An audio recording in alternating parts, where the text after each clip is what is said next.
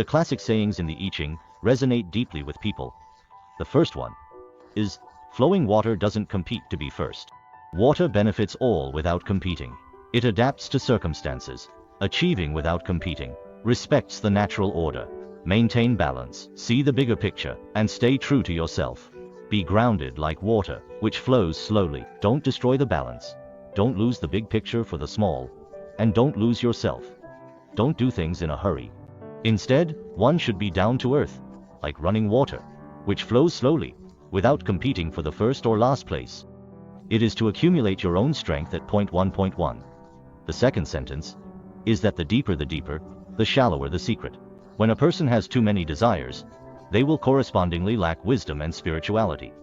In life, those who are greedy for wealth, power, or pleasure inevitably lose their minds, and losing one's mind is the beginning of life's troubles. The third saying is, a gentleman's fate isn't determined by fortune-telling. Everything has its time and luck. When the time is right, events align with heavenly timing. If conditions aren't right, opportunities may be missed. Luck guides us. Without timing, location, and harmony must align for luck. Worldly tasks bind us. More disparity means more energy, like a waterfall. These elements form. People are also constrained by worldly affairs. The greater the disparity in tasks, the greater the energy. Just like a waterfall. When these three elements come together, they are collectively referred to as fate. Confucius said, if you don't understand fate, you can't be a gentleman. First, you need to know your own fate, which means understanding how to navigate your life in this world. Secondly, you need to know the heavenly mandate, which comes with life experience. By understanding the natural way of heaven and earth, and can align with the heavenly will. Plans are many, but heaven's plan prevails. Virtue is key. Accumulate it to build fortune. Everyone has a little calculation, calculating their own benefits, and then calculating others. Human calculations can't compare to heavenly ones. No matter how much you calculate, you can't outsmart heaven. What are we calculating? We're calculating everyone's virtue. Heaven and earth are impartial. Only virtue is close to them. Accumulate a little virtue, and you'll build a little fortune. Good people may be bullied, but God will not bully people. Evil people fear God, but not God. When a person has good intentions, heaven will surely bless them. If a person is loyal and kind, good fortune will follow them. The fifth saying is, human relationships and societal dynamics shouldn't be taken too seriously. It's common for people to flatter those in power.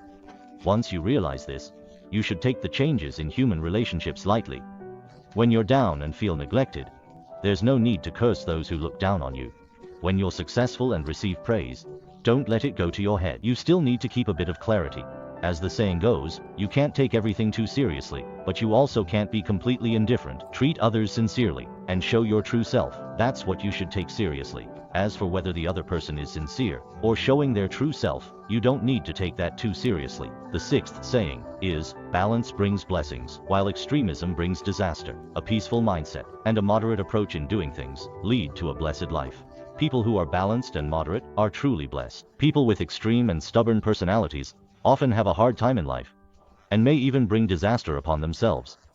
Doing less brings blessings. Overthinking invites trouble. Better to be less perceptive than to overthink. Disputes stem from overthinking. The greatest happiness for a person is to have no worries. There's nothing more terrifying than being paranoid and suspicious. As the saying goes, it's better to be less perceptive than to overthink. The root of disputes often lies in people's overthinking.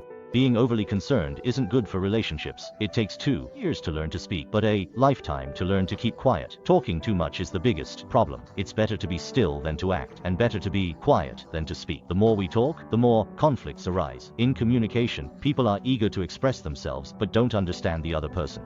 The farther the distance between each other, the more conflicts there are. In communication, most people are always eager to express themselves. You might feel relieved by venting. You don't understand the other person at all. So if you really have nothing to say, just don't say anything. The ancients believed that being flamboyant isn't worth discussing. It's the quiet, composed demeanor that speaks volumes. Sometimes, being able to talk endlessly isn't a sign of brilliance. Rather, it's the silence, the thoughtful contemplation, that makes one seem profound and enigmatic.